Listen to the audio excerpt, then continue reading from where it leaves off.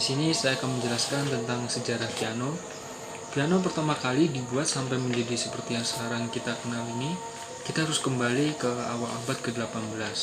Dilahirkan pertama di Italia, piano diubah beberapa kali di Jerman, diindustrialisasi di Amerika Serikat, dan sekarang hadir dalam semua gaya musik dari seluruh dunia. Alat musik memiliki sejarah yang kaya dan banyak fungsi. Piano muncul dari evolusi di cimbalum, dua instrumen senar. Secara progresif, proses perkembangan dan keluarga yang berasal dari Jerman meningkatkan rancangan dan ayunan palu. Sekitar tahun 1770, pianoforte lahir. Ini adalah instrumen andalan dari periode klasik dalam musik dari C.S. Bach untuk W.A. Mozart ke F. Schubert. Akhir abad ke-19 menyaksikan kebangkitan revolusi industri dan setelahnya menandai peningkatnya yang signifikan untuk pianoforte. Evolusi suara, peningkatan akurasi, fleksibilitas tombol, fleksibilitas keyboard disertai kekuatan tali baja. Nah, selanjutnya ada beberapa macam tipe piano. Yang pertama ada piano grand. Pada piano grand, senar diposisikan secara horizontal, memanjang dari tuts. Bunyi dihasilkan oleh senar yang dipukul ke atas oleh hammer dan memanfaatkan gaya tarik bumi untuk mengembalikan hammer pada posisi semula. Ada banyak variasi ukuran piano grand yang terkadang berbeda-beda tiap merek. Namun pada umumnya variasi ukuran piano grand yakni concert grand berkisaran antara 2,3 hingga 3 meter. Parlor grand berkisar 1,7 hingga 2,2 meter. Dan baby grand berkisar antara 1,5 meter. Semakin besar ukuran piano grand, semakin panjang pula senarnya. Senar lebih panjang akan menghasilkan bunyi yang lebih keras dan natural.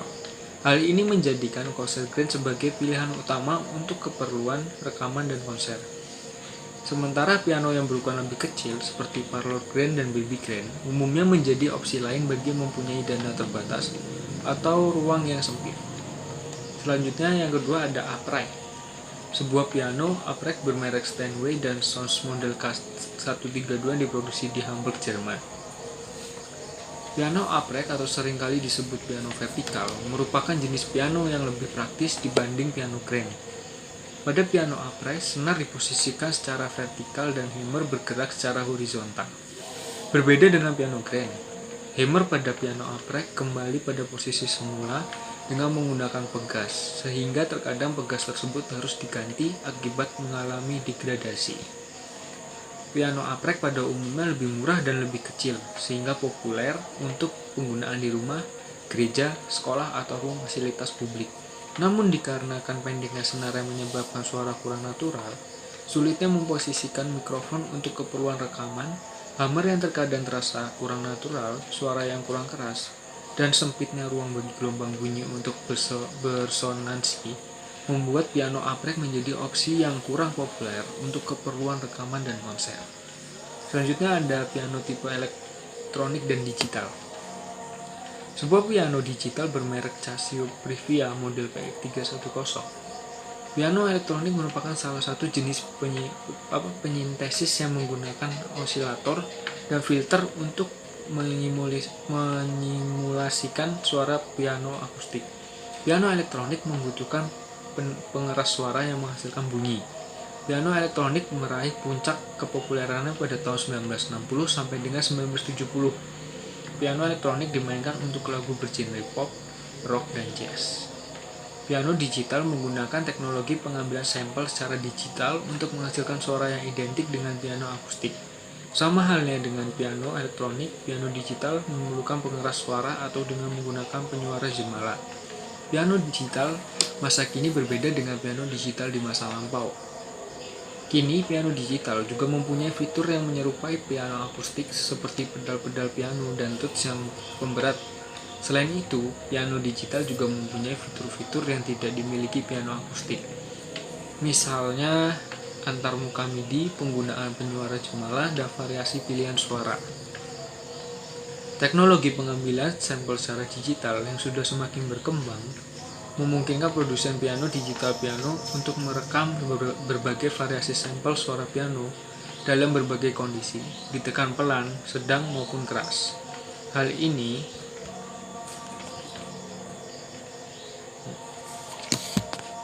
selanjutnya saya akan menjelaskan tentang partitur pada piano. Sebelumnya kenali terlebih dahulu garis dan ruang atau spasi. Saat Anda melihat sebuah partitur, Anda akan melihat buah garis dan 4 buah ruang di antara garis-garis tersebut. Keseluruhan garis dan ruang tersebut disebut sebagai paranada atau staf. Setiap garis dan ruang pada paranada mempresentasikan nada-nada yang berbeda. Semakin tinggi penempatan nada, maka paranada atau secara vertikal, maka semakin tinggi pula nada tersebut, dan sebaliknya. Paranada memiliki kunci atau clef yang secara keseluruhan mempengaruhi laras nada yang ditetapkan pada setiap garis dan ruangan. Garis dan ruang juga dapat dibuat baik di atas ataupun di bawah 5 garis yang telah ada, dengan menggambarkan garis kecil di atas atau di bawah paranada sesuai dengan nada yang dituliskan. Kemudian kenalilah kunci musik atau clef. Kunci memiliki beragam bentuk dan berada di bagian awal paranada. Fungsi kunci adalah untuk menandakan nada-nada apa saja yang dipresentasikan oleh setiap garis dan ruang. Ukuran yang besar membuat kunci musik mudah dikenali. Meskipun terdapat beberapa jenis kunci musik, hanya 2 kunci musik yang perlu Anda ketahui dan pelajari cara membaca partitur piano. Kunci treble atau kunci G atau key clef. Kunci ini adalah kunci yang sangat familiar dan biasa digunakan sebagai simbol atau dekorasi yang berkaitan dengan musik. Bentuknya hampir mirip dengan simbol konjungsi dan simbol dan. Jika dalam paranada terdapat kunci G, maka nada-nada pada kelima garis yang ada adalah sebagai berikut, atau dari bawah ke atas E, G, B, dan D, dan F. Sementara itu dengan kunci yang sama, nada-nada untuk ruang pada paranada adalah dari bawah ke atas itu F, A, C, dan E. Selanjutnya saya akan menjelaskan tentang macam-macam not. Yang ada di ini adalah not penuh. Jadi not penuh ini itu berisikan 4 ketuk. Ya. Ini contohnya. Dan selanjutnya ini adalah contoh not yang berbunyi 2 ketuk. Dan selanjutnya ini adalah contoh not yang berbunyi 1 ketuk. Dan ini adalah contoh not 1/8. Bentuknya seperti ini dan contohnya adalah sebagai berikut. Selanjutnya ini adalah contoh not 1/16 dan bentuknya seperti ini dan bunyinya adalah sebagai berikut. Dan ini adalah contoh not 1/32 dan sebagai berikut contoh bunyinya.